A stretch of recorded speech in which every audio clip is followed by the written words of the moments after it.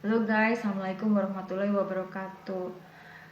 Hari ini aku akan menceritakan sesuatu hal atau kisah nyata dari pengalaman hidup aku yang benar-benar bagian yang paling mengocok emosi. Mudah-mudahan aku kuat ya nyeritainnya tanpa harus bercucuran air mata. Jadi gini, aku itu deket sekali sama papa. Kami pernah berantem, bukan tidak pernah berantem, pasti pernah berantem ya. Tapi hubungan kami itu spesial gitu. Papa itu teman diskusi, figur yang aku panut banget gitu ya. Papa itu sering ngajak kita sholat berjamaah. Papa juga orang yang generous banget gitu. Banyak hal-hal yang nanti aku bikin khusus lah tentang papa ini. Tapi aku mau menceritakan berkaitan dengan kenangan-kenangan aku dengan bahasa Inggris aku adalah saat itu papa kan sakit. Jadi beliau bilang, papa udah gak sanggup lagi bayarin kuliah kamu pulang aja ke Palembang. Dalam arti aku harus drop out dari kuliah aku. Terus tapi aku bilang, "Pak sayang," aku bilang kayak gitu. Kemudian aku lanjutin dengan cara mengajar bahasa Inggris. Jadi aku benar-benar self support. Jadi istilahnya itu benar-benar tidak ada kiriman sama sekali dari orang tua, nol. Jadi benar-benar hidup sendiri, bayar kos sendiri, bayar makan, bayar kuliah, ongkos, garam, apapun semua. Dan itu benar-benar hidup yang sangat prihatin ya guys.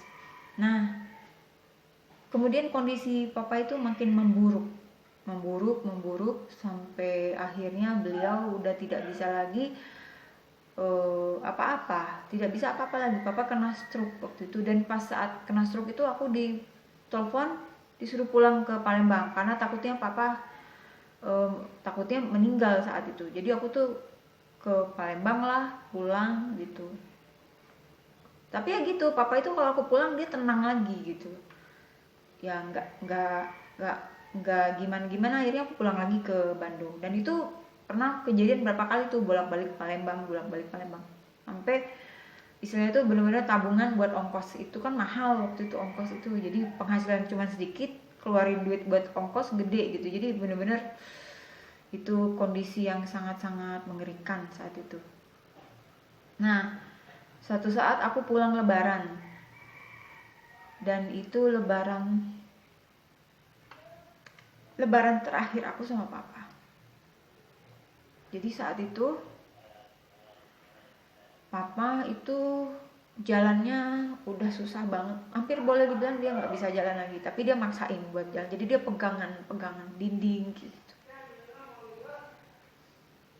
Saat itu aku udah ngajar jadi guru di LIA, udah sedang skripsi. Jadi aku sampai cuti kuliah 1,5 tahun untuk cari duit buat biaya skripsi aku. Karena kalau aku sambil skripsi sambil kerja itu nggak ketutupan uangnya. So I had to make a very difficult choice at the time gitu ya. Aku tetap bayar kuliah, tapi sebenarnya aku nggak ngapa-ngapain karena aku sibuk kerja dari pagi sampai malam, bener-bener banting tulang. Kalau perlu banting apalagi banting semua gitu ya saat itu, bener-bener untuk survive itu. Dan tidak ada satu orang pun yang membantu biaya aku sama sekali. Dan alhamdulillah sih, jadi nggak ada utang budi aku sama siapapun. Saat itu aku pulang ke Palembang dengan bus ya, saat itu bus Hiba itu. Terus ada satu adegan di mana aku itu tidur sama papa. Jadi lagi guling-guling gitu loh di kamarnya papa sambil cerita gitu kan. Itu sering, itu biasa kami lakukan gitu loh. Kemudian ini adalah percakapan terakhir aku sama papa sebelum aku pulang ke Bandung. Jadi papa duduk, aku sambil barengan, dia duduk, dia bilang gini,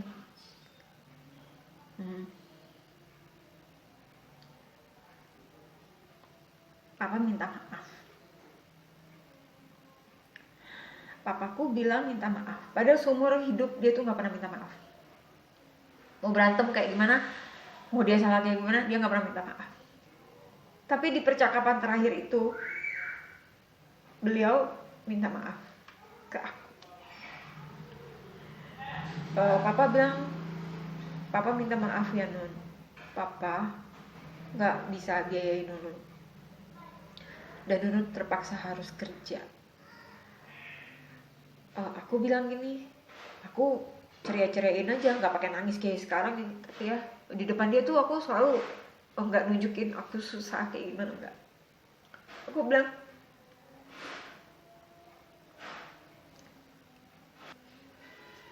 oke, aku lebih siap sekarang. Aku bilang gini sama papa, enggak kok pa, nggak apa-apa kok, aku baik-baik aja. Aku bilang kayak gitu. Kan aku yang mau lanjutin kuliah, soalnya kan sayang pak kalau aku sampai nggak selesai. Nggak apa-apa, nggak usah khawatir, aku baik-baik aja. Aku bisa kok, udah kayak gitu. Terus papa bilang gini, guys, perlu diketahui papa itu nggak pernah memuji. Mau aku juara 1, mau aku juara apa, juara baca puisi, juara apa, beliau nggak pernah memuji. Tidak pernah memuji di depan aku, nggak pernah. Tapi ada orang lain yang nyampein ke aku bahwa papa tuh bangga banget sama aku. Tapi di depan aku dia nggak pernah muji. Jadi dia tuh pelit memuji, sebel juga ya kalau dipikir. Kemudian inilah pujian papa terakhir dan satu-satunya yang aku dapetin gitu ya. Dia bilang gini, papa nggak sangka anak papa bisa mandiri, bisa kayak gini. Papa nggak sangka, bener-bener papa nggak sangka. Dia tuh nggak nyangka kalau aku tuh bisa survive di Bandung sendiri dengan ngajar bahasa Inggris gitu ya. Ya iyalah, secara aku tuh sebenarnya anak yang sangat tinggal enak sebenarnya dulu tuh hidup aku tuh gitu ya. Ya papa bilang, papa bangga, papa nggak sangka anak papa bisa mandiri. Udah, cuma gitu doang. Minta maaf, sama bilang papa nggak sangka kamu bisa mandiri. Udah. Dan kemudian aku wisuda, akhirnya aku susah payah selesai juga kuliahku. Jadi nggak ada yang mudah buat aku ya, semua butuh perjuangan luar biasa. Kalau orang lain mungkin udah nggak kuat lah. Tapi Allah memberi kekuatan. Jadi saat itu udah wisuda, akhirnya aku, dan itu cerita aku sampai lulus kuliah pun itu di bagian skripsi itu ada lagi nanti aku bikin, itu juga bermasalah itu di situ.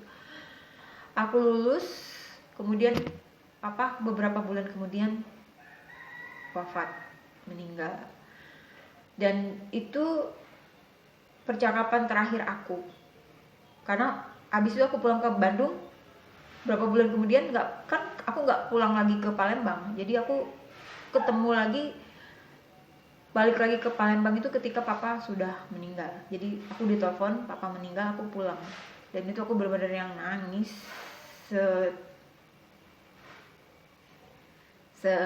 histeris banget tuh. Lihat kondisi dia udah tinggal tulang balut kulit, benar-benar bukan seperti papa yang aku terakhir berbincang-bincang.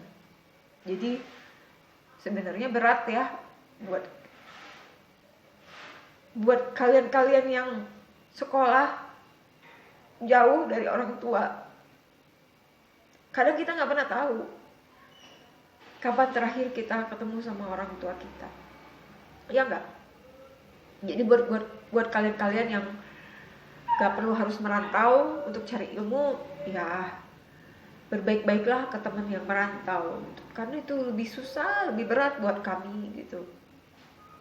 Seperti yang aku alami, itulah perbincangan terakhir aku seperti itu.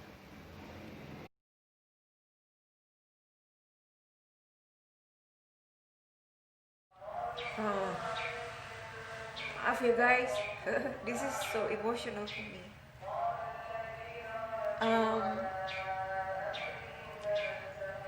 Itulah cerita aku. Mudah-mudahan bisa diambil hikmahnya. lakukan yang terbaik selalu. Thanks for watching guys.